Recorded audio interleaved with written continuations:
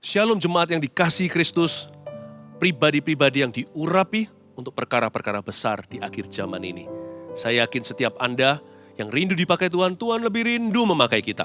Mari kita berdoa, Tuhan Yesus urapi kami semua dengan urapan yang baru, beri kami rema seperti pedang roh bermata dua, sehingga kami tidak ada satupun yang didapati sedang malas-malas, sedang terpuruk, sedang kecewa, tapi kami mau bangkit ya Tuhan Yesus, kehidupan kami berdampak dan bermakna. Tuhan Yesus sampaikan sabdamu dalam nama Yesus. Haleluya, amin. Mari kita buka bersama-sama di Hakim-Hakim pasal 7. Saya beri judul khotbah saya yang ini, karakter seorang jenderal. Sekali lagi, karakter seorang jenderal. Ya, ini bukan bicara soal posisi, tapi mentality. Mentalitas panglima. Meskipun hati tetap harus hati hamba. Sifat kita tetap harus manis, tapi kita ini mempunyai menyandang pedang yang besar. Suara kita bisa lembut, but we carry a big stick. Tapi tongkat kita itu gede dengan otoritas, bukan yang biasa-biasa. Saya ajari sekarang lewat firman ini, bagaimana kita bisa memiliki karakter seperti seorang jenderal yang berkenan pada Tuhan. Dalam hal ini sekarang yang kita bahas adalah Gideon. Hakim-Hakim 7 ayat 1, Gideon mengusir musuh. Adapun Yerubbaal, itulah Gideon, bangun pagi-pagi dengan segala rakyat yang bersama-sama dengan dia. Lalu mereka berkemah dekat mata air Harod. Perkemahan orang Midian itu ada di sebelah utaranya, dekat Bukit More di lembah. Enter Gideon, masuklah Yerubbaal. Namanya aja ada Baalnya, berarti orang ini bukan dari keluarga baik-baik tapi penyembahan berhala. Jadi apapun history kita di belakang, jangan mendikte kita. Mentalitas itu pilihan. Hari ini kita itu memilih dengan siapa kita disamakan. Sedangkan Gideon sendiri ini adalah orang yang papanya dulu suka worship idols. Dia juga seorang pengecut atau pecundang. Ketakutan. Waktu Tuhan menampakkan diri dengan dia, ingat ceritanya. Dia itu sedang lari dari Midian. Tapi ternyata orang ini, kita lihat ya, Tuhan ubahkan dia. Dari seorang budak di dalam hati menjadi seorang jenderal dan panglima. Di mana keputusan-keputusan kecil yang menuntun dia ke sana, kita akan melihat bagaimana dia meresponi. Dari sini ada komponen-komponen ilahi, ada partikel-partikel rohani yang bisa kita terapkan pada tubuh kita. Sekrup-sekrup itu, baut-baut itu yang harus kita pasang pada diri kita, itu jangan terbuat dari jerami, tapi harus dari besi. Adapun Yerubbaal, itulah Gideon, bangun pagi-pagi. Karakter seorang jenderal itu dimulai dengan dia suka early. Saya nggak hanya bicara soal dini, itu berarti pagi hari pukul 5, subuh 6, jam 7. Tapi yang pasti nggak lelet orangnya. Dia nggak suka procrastinate atau tidak suka berputar-putar di padang gurun. Lihat ya, kalau kita suruh anak untuk belajar contohnya. Muter-muter, nonton TV dulu, iPad-an dulu, lalu gadgetan, lalu kontak-kontak temannya, sosial media, post upload dulu, lalu nge-like dulu. Jangan begitu. Kalau kita mau betul-betul jadi orang yang dipakai Tuhan, harus punya mentalitas maju. Karena itulah Gideon bangun pagi-pagi karena seharian masih panjang, dia bisa berbuat banyak. Waktu itu berharga. Karena itu ayat berkata seperti ini di Perjanjian Baru. Pakailah segala waktumu, gunakan waktumu sebab hari-hari ini adalah hari-hari yang jahat. Gideon itu bangun pagi-pagi. Dia suka sekali segala sesuatu itu early. Justru kalau Anda merasa Anda orangnya itu berbakat, malah harus latihan supaya nggak dibalap, atau disalib dengan orang-orang yang tidak punya bakat namun latihan. Dan mereka jadi lebih hebat. Practice makes perfect, bukan? Seperti satu cerita dulu waktu saya kecil, kura-kura dan kelinci.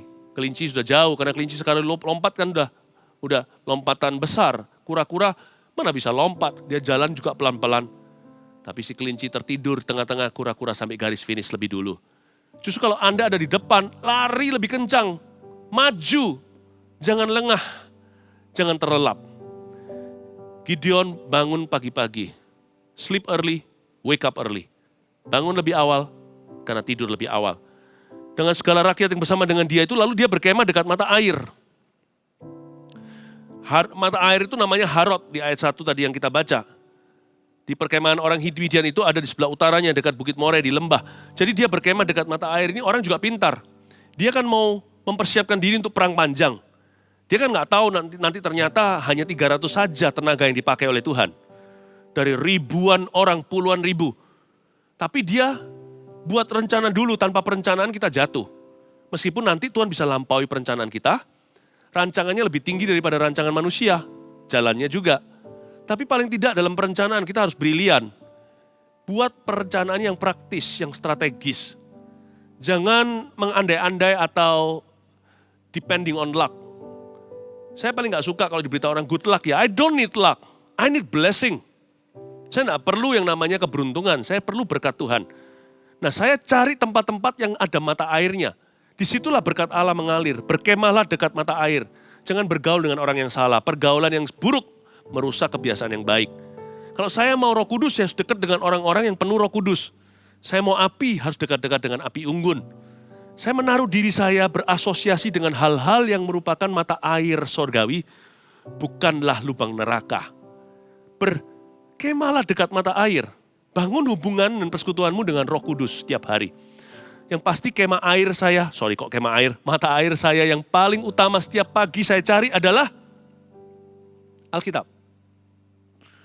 Bahasa lidah, saya berbahasa roh setiap hari. Bukan untuk mengucapkan kata-kata yang tidak saya pahami. Tapi untuk download dari sorga di mulut saya. Ini bluetoothnya, ini gigi biru saya, ini lidah waktu saya berbahasa roh. Saya sedang mengunggah apa yang Tuhan sudah sediakan untuk saya, yang mata saya belum lihat, telinga belum dengar, belum muncul dalam pikiran. Makanya gak bisa doa lewat pikiran. Kalau doa lewat pikiran, bahasa manusia terbatas, saya gak tahu mau mulai dari mana, berakhirnya gimana. Karena itu Tuhan kasih saya bahasa sorga yang ditertawakan banyak orang yang gak mengerti. Tapi justru semakin mereka mencemooh, belenggu mereka semakin kuat. Tapi saya pakai dan gunakan karunia ini. Glosolalia. Itu mata air saya. Timba. Untuk hal-hal yang belum saya ketahui dengan pikiran saya, belum saya lihat dengan mata, belum saya dengar dengan telinga. Itu saya sudah download dulu dalam roh saya. Sehingga seharian ada penyertaan Allah. Saya belajar dari Gideon. Seorang jenderal itu tahu dia bukan sumbernya, dia hanya pegawai negeri. Kita hanyalah pegawai kerajaan sorga. Dia harus tahu sumbernya pada siapa. Karena itu dia mau menang perang, dia bawa tentaranya untuk berkemah dekat mata air. Pinter nih orang. Menurut saya inilah yang disebut hikmat Allah. Kenapa Anda tidak pernah menang dalam peperangan rohani secara pribadi? Karena Anda mungkin berkemah, kita mungkin berkemah jauh dari mata air, tapi kita bermain-main dengan api. Kita pergi ke pinggiran-pinggiran dalam kota Allah, padahal ada yang namanya sentral berkat-berkatnya. Seperti orang kalau datang ke gereja nih, kalau kita datang ke rumah Tuhan kan sukanya di tempat-tempat mana, padahal gereja nggak penuh. Sukanya di belakang-belakang, di tempat-tempat gelap, lalu ngobrol sendiri, HP-an, bicara sama teman, hihihaha. Bahkan ada juga loh orang di gereja itu pacaran. Gereja itu waktunya untuk kita mengasihi Tuhan. Kenapa kita harus di pinggiran kalau kita bisa ada di depan, kita ada di tengah, supaya bisa lebih konsentrasi. Supaya lebih fokus, bukan? Ternyata dalam hidup, bukan hanya dalam gereja, banyak orang juga begitu. Begitu sikapnya, begitu. Orang juga begitu menempatkan dirinya dalam rencana Allah. Makanya gak dapat apa-apa. Ayat 2, berfirmanlah Tuhan kepada Gideon. Ini Tuhan ngomong begini, terlalu banyak rakyat yang bersama-sama dengan kau itu daripada yang ku kehendaki. Untuk menyerahkan orang Midian ke dalam tangan mereka. Jangan-jangan orang Israel memegah-megahkan diri nanti terhadap aku. Sambil berkata, tanganku sendirilah yang menyelamatkan aku. Wow, Tuhan bilang terlalu banyak rakyat. Aku mau serahkan orang Midian ke tanganmu. Tapi gak sebanyak itu orang yang ku perlu. Nanti jangan-jangan mereka akhirnya setelah menang berkata, kami banyak, kami hebat. Begini ya, begini. Terlalu banyak rakyat. Sometimes yang namanya being too rich, too mighty, too strong or too wise is not a good thing. Kadang-kadang terlalu kaya kita mengandalkan pada harta dunia. Perang itu gak menang karena barang. Perang itu menang karena hikmat Allah. Nah hikmat Tuhan berkata terlalu banyak rakyat. Ingat gak ketika Petrus menyembuhkan seseorang di pintu gerbang indah, dia ngomong apa? Emas perak tidak kupunya. Waktu itu gereja miskin sekali, gereja gak punya apa-apa. Ya tentunya gereja nggak selamanya miskin. Kalau selamanya miskin itu namanya salah mengelola. Harusnya kita bisa melipat gandakan, 5.000 orang makan masih bisa bawa pulang 12 bakul bahkan. Tapi pada mulanya gereja nggak punya apa-apa supaya Tuhan ajari di manalah sumber kuasanya. Tuhan kasih hikmatnya kepada Petrus, Yohanes, Yakobus dan kawan-kawan yang menjadi rasul-rasul gereja mula-mula. Waktu dia jalan, dia berkata, emas perak kita nggak punya. Aku nggak bisa dokterkan kamu, nggak bisa bawa kamu ke tabib, nggak bisa biayai pengobatanmu. Tapi apa yang kupunya kuberikan padamu dalam nama Yesus Kristus, berdiri dan berjalanlah. Gereja penuh dengan kuasa, karena belum bergantung pada harta. Dari sini kita tahu bahwa sekalipun kalau harta benda ditambahkan dalam kehidupan orang percaya, termasuk gereja, janganlah hatimu melekat padanya seolah-olah kuasa bergantung dengan itu. Tapi kelola supaya bisa memberi 5.000 orang makan, supaya bahkan bisa tapaukan orang pulang 12 bakul penuh ke komunitas-komunitas di sekelilingmu. Terlalu banyak rakyat, too rich. Terlalu kuat juga nggak bagus. Terlalu berhikmat. Semua dipikirin melulu. Seorang jenderal tahu bahwa perang itu menang karena strategi, bukan karena benda atau barang, bahkan bukan karena berapa banyak jumlah tentaranya. Ada banyak film-film kan? Ya, film barat maupun timur, perang antara 3 kerajaan. Ya, yang barat juga ada yang sedikit mitos, yang tentang film-film apa ya? Film-film zaman dulu gimana sekelompok orang, segelintir orang aja melawan orang begitu banyak. Melawan suatu bangsa yang kekar dengan semua tentara-tentara yang berbayar. Gak terhingga seperti pasir di tepi lautan. Melawan cuma segelintir orang bisa kalah. Film Hollywood pun mengakui bahwa penerang itu menang karena strategi. Tapi memang benar demikian. Being too wise semuanya dipikirkan. Seorang jenderal tahu bahwa dia bergantung pada hikmat dari atas. Dan dia melihat, there are too many people yang menumbuhkan rohani kita, bukanlah fasilitas. Demikian juga pertumbuhan gereja tidak tergantung itu sepenuh. Tapi harus terus cari hikmat Tuhan. Bisnis juga sama, tidak melulu bergantung koneksi. Tuhan itu kalau mau bagikan aja sedikit hikmatnya, kita semua akan jadi luar biasa. Terlalu banyak rakyat, too many people, can even weaken the church, malah justru bisa melemahkan umat Tuhan. Saya ingin sekali untuk Anda dan saya memiliki karakter seorang jenderal. Dia tangguh di dalam, dia tidak bergantung dengan fasilitas di luar. Karisma itu dari dalam, karismata itu Roh Kudus. Itu dari Roh Allah. Kata grace, karismata. Kata kasih karunia itu artinya karisma. Itu gak tergantung dengan lightingnya atau apa. Tidak tergantung dengan itu, tidak tergantung dengan fasilitas. Bisnis juga sama. Kita bisa bikinnya gimana dan wah, berkat Tuhan yang menjadikan kaya. Susah payah tidak menambahinya bukan berarti kita tidak berusaha loh ya. Bukan berarti kita gak ngelembur loh ya. Tapi kalau kita berusahalah dalam hikmat-hikmat Allah. Ngelemburlah dalam kasih karunia Tuhan. Nggak tergantung itu, saudara. Jikalau bukan Tuhan yang membangun rumah, sia-sialah orang membangunnya. Ayat 3, maka sekarang serukanlah kepada rakyat itu demikian. Siapa yang takut dan gentar, biarlah ia pulang. Wow, enyah dari pegunungan Gilead. Lalu pulanglah 20.000 orang dari rakyat itu noban. Dan tinggallah 10.000 orang. Masih tinggal cemban, masih tinggal 10.000. Ini gak pakai bahasa basi, bahasa ini cukup keras ayat 3. Enyah dari pegunungan Gilead. Siapa? Siapa yang takut dan gentar. Kata takut dan gentar di sini artinya siapa pesimis, siapa negatif, siapa bebal.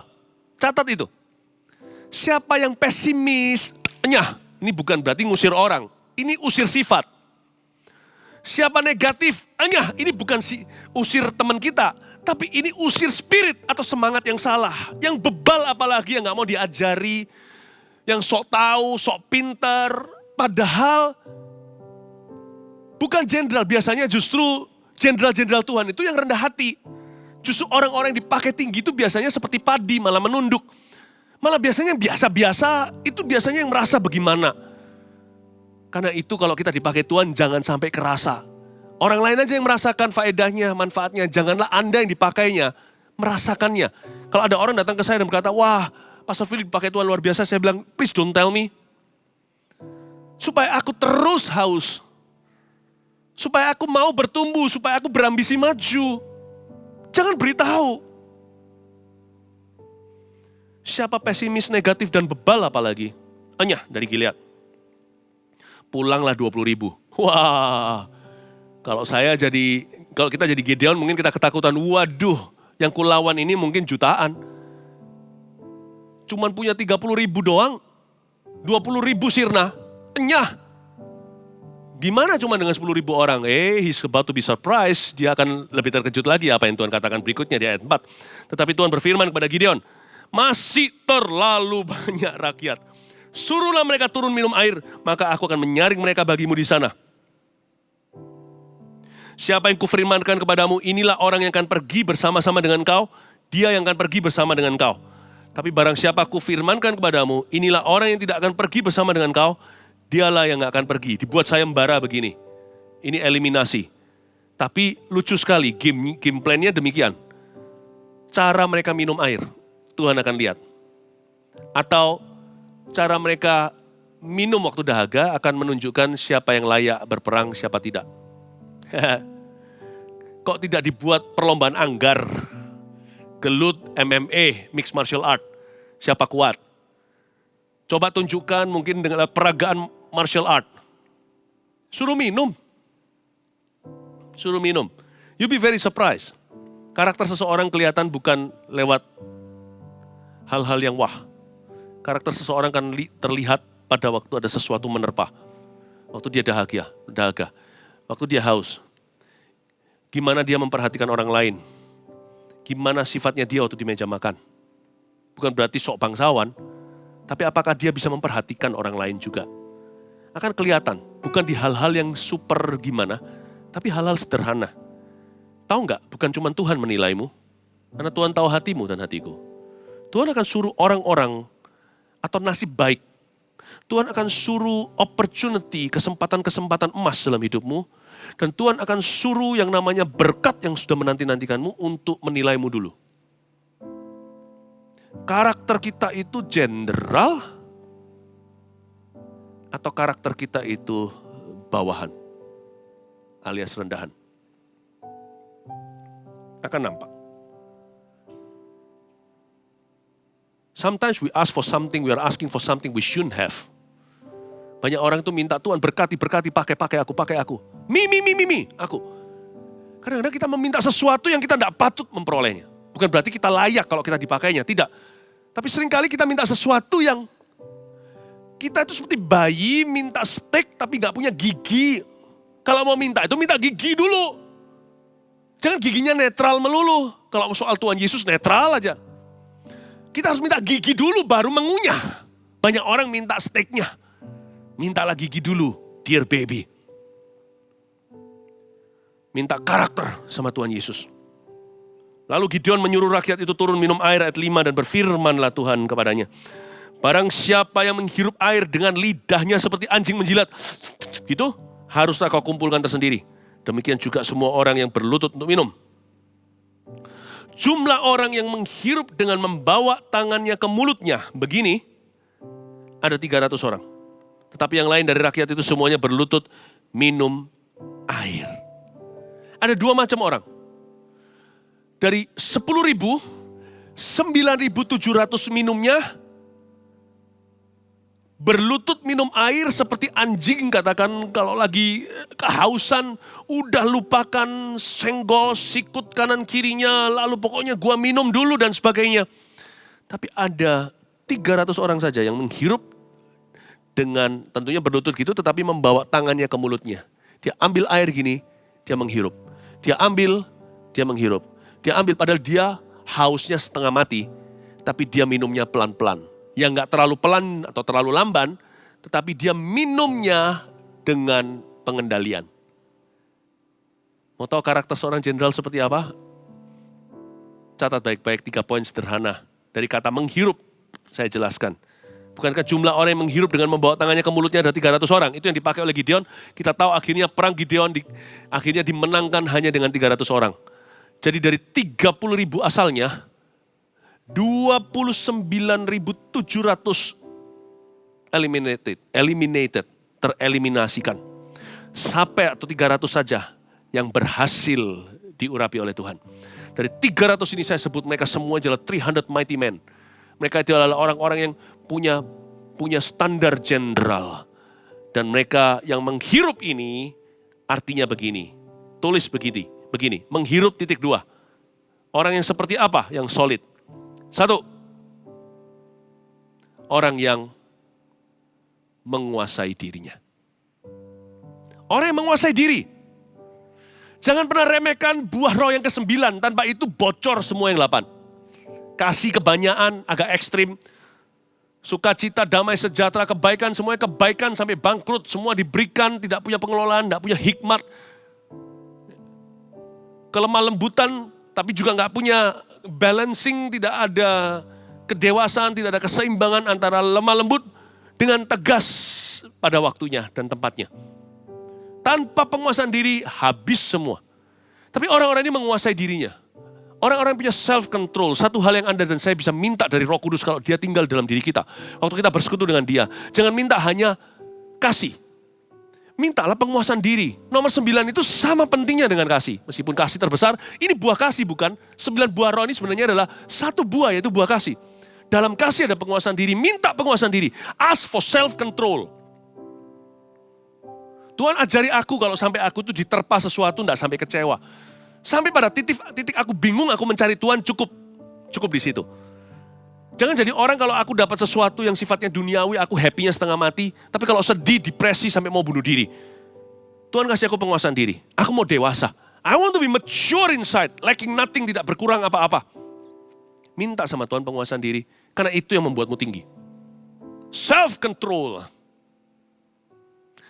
Menghirup itu artinya menguasai diri. Kedua, menghirup artinya melihat ke depan. Kalau orang tadi yang haus, nggak bisa tahan, dia langsung lari, mungkin beberapa langsung tersungkur, jongkok, atau mungkin sampai tengkurap.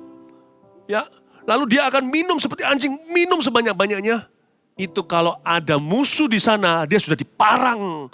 Kalau kelihatan panah, kelihatan apa, dia nggak ngerti. Kalau ada minefield, kalau ada ranjau, kalau zaman modern peperangan dunia, dia juga nggak akan mengerti. Di sana dia sudah injak dengan perutnya, meledak keluar ususnya. Orang-orang ini nggak melihat ke depan. Pokoknya saya haus, saya mau minum sekarang. Kayak Esau, aku lapar, kasih gua makan. Kalau perlu, bukan perlu, nih hak sulungku, milikmu. Pokoknya kalau aku nggak makan, aku mati. Yang bener aja, masa nggak makan sekali mati? Orang itu bisa tahan tanpa makanan, itu lebih lama daripada orang tahan tanpa minuman. Itu bisa berminggu-minggu. Tanpa minuman, hanya berapa hari. Tapi orang-orang ini kan sudah minum tadi, cuma lagi panas, terik matahari. Esau apalagi, itu makanan, dia hanya lelah berburu. Kasih hak kesulungannya. Orang itu kalau sudah didesak dengan sesuatu di dalam emosi, perasaannya, nafsunya, dia sudah lupa segala perkara. Udah lupa kalau besok dia masih harus mimpin. Kalau lusa dia bisa dipakai oleh Allah. Kalau minggu depan dia masih ada tanggung jawabnya. Pokoknya sekarang ya sekarang. Nafsu rendahan. Bukankah itu yang diperingatkan, jangan kamu menjadi seperti Esau yang punya nafsu rendah? Pandang ke depan. Mereka bukan hanya menguasai diri, mereka melihat ke depan. Karena orang yang sehaus-hausnya dia minum seperti ini, tapi matanya masih bisa melihat ke depan. Visinya jadi, dia berkata, aku minum ini untuk perang. Aku sekarang ini disegarkan supaya kuat mengalahkan musuh. Orang Midian itu jumlahnya tak terhingga.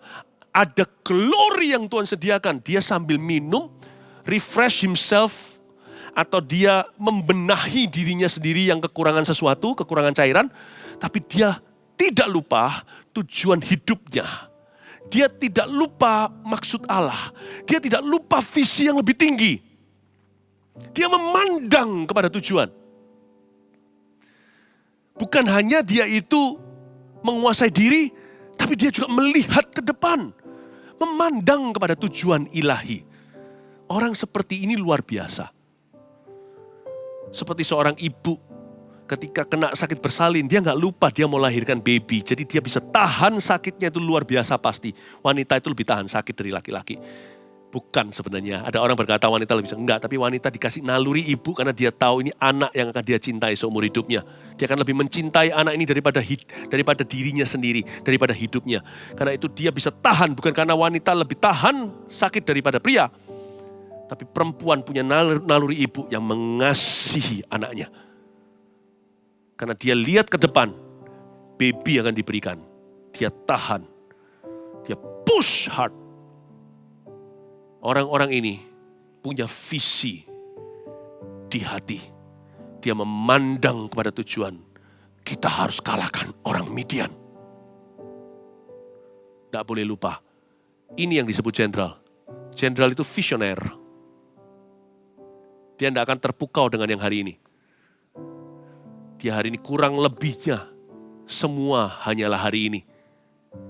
Dia pasti akan maju ke depan. Dia berambisi maju dengan Tuhan. Itu dia. Yang terakhir. Yang satu tadi apa? Menguasai diri. Kedua, melihat ke depan. Yang ketiga, memperhatikan orang lain. Waktu dia minum seperti ini, dia jaga semua orang yang seperti anjing minum tadi. Dia jaga. Kalau ada panah, ini koko-kokonya ternyata. Yang semua tadi sudah lupa semuanya, kena lumpur mukanya. Udah nggak kena pasir, minum apapun di dalam diminum, sudah hausnya bukan main. Rasanya nggak ada hari esok. Tapi ketika mereka yang minum dengan tangannya menghirup, membawa air lewat tangannya untuk dihirup ke mulutnya, dia lebih tinggi dari orang-orang lain yang tersungkur. Dan dia bisa lihat kiri dan kanannya. Hari itu 300 orang menjaga 9.700. Can you imagine? Makanya Tuhan berkata, bawa koko-kokonya perang. Adik-adiknya pulang. Mereka masih diaperan. Sama-sama umat Allah. Sama-sama umatnya roh Allah. Tapi pilihan hati mereka beda. Hari itu dari sorga, bird eye view, heaven view. Dari sorga itu pemandangannya begini. Dia lihat semua dari atas itu cuman kelihatan kepala-kepala yang lonjor-lonjor seperti batang-batang bertiduran seperti itu di samping sungai tersebut. Banyak, ribuan, 9.700 tepatnya. Tapi dari atas sorga kelihatan ada bundar-bundar kepala yang gerak-gerak sedikit karena menghirup air. 1, 2, 3, ulio. Dan dihitung-hitung sampai ada 300 dot itu. Hai Gideon, bawa mereka perang. Midian kuserahkan. Mereka yang jaga saudara-saudaranya. Tangan mereka pegang pedang sambil minum gini. Karena kan mereka sudah dekat dengan lembah musuh. Dan Tuhan berkata, bawa mereka. Aku perlu 300 jenderal, bukan 30.000 prajurit. Untuk memenangkan generasi ini. Menghirup itu menguasai diri. Menghirup itu melihat ke depan. Menghirup itu memperhatikan orang lain. You have this. You'll be a general for your generation. Anda akan menjadi jenderal iman untuk generasimu yang Tuhan kasih. Saya berdoa setiap Anda mendapatkan spirit seperti ini. Tuhan Yesus memberkati. Mari kita semua sama-sama berdoa. Pejamkan mata. Angkat kedua tangannya seperti ini. Tuhan urapi di dalam nama Yesus. Kami tidak minta posisi, tapi pengaruh. Kami bukan minta dihargai, tapi kami minta sebuah mentality. Sebuah mentalitas yang baru. Kami tidak mau menjadi orang-orang yang sifatnya murahan, tapi yang berambisi maju dengan Tuhan. Kami minta ya Tuhan penguasaan diri sebagai buah kasih. Kau ajari kami untuk mengendalikan diri, emosi, perasaan di dalam diri kami, dunia di dalam ini. Supaya kami bersinar terang untuk Tuhan. Dan kami minta di dalam nama Yesus Kristus, pakai kami sebagai koko-koko, kakak-kakak. Bagi kerajaan-Mu ya Tuhan, bagi orang-orang lain. Sekalipun bukan mayoritas, tidak semua orang memilih hatinya untuk mulia. Tapi taruh kami di posisi untuk senantiasa berani berkorban untuk yang lainnya. Jadikan kami korban bakaran-Mu yang hidup sebagai persembahan yang berkenan. Pakai hidup kami di dalam nama Yesus Kristus ya Tuhan. Jadikan kami jenderal iman sekalipun kami tidak mengaku-ngaku demikian. Kami tetap adalah hamba, tetap adalah hamba. Kemana-mana pun kami hanya hamba. Tidak sok-sokan berkata, saya adalah jenderal Tuhan. Biarkan Tuhan yang mengakui, bukan dari mulut kami. Biarkan orang lain yang merasakan, bukan kami sendiri yang memaksakan. Hamba berdoa, bangkitkan jenderal-jenderal iman di akhir zaman ini ya Tuhan. Di masa terburuk di dunia ini pun, Tuhan sediakan panglima-panglima bala tentara, orang-orang yang hidupnya berdampak, pembawa kebangunan rohani yang besar di setiap linear, di setiap bidang kehidupan. Be blessed God's people, umat Tuhan, diberkatilah engkau. Di dalam nama Yesus terimalah urapan baru. Haleluya. Amin.